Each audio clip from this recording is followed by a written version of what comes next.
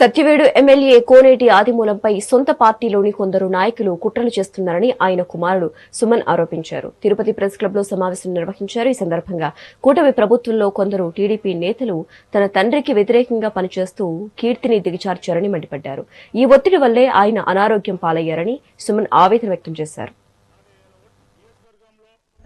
నాన్నగారికి ఓటేసినటువంటి ఓటర్స్ మహాశయులకి, నాన్నగారి అభిమానులకి, దాదాపు ఆదిమూలన్న అభిమానులు 30 నుంచి 40 వేల ఓటర్స్తో వ్యక్తిగతంగా ఆదిమూలన్న వ్యక్తిపైన అభిమానంతో 40 వేల ఓటు పోలైంది.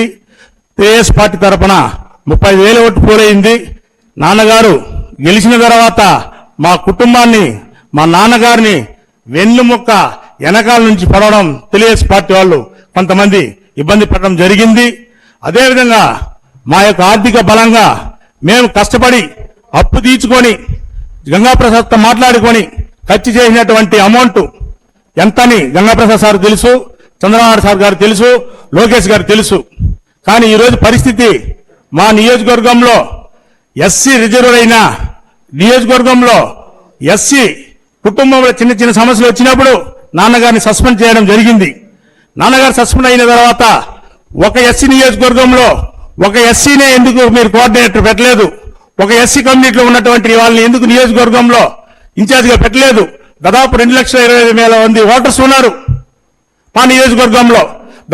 వాటిలో 50 నుంచి 60 వేల మంది జనాభా ఎస్సీ ఎస్టీలు ఉన్నారు.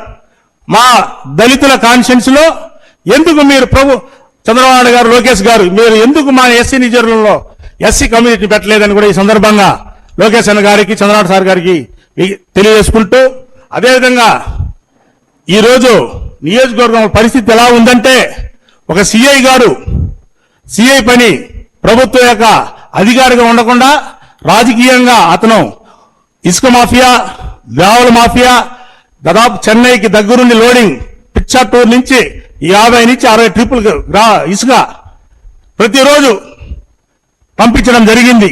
అతను ఒక సిఐగా ఉండి రాజకీయ నాయకులాగా మధ్యస్థం చేస్తున్నారు.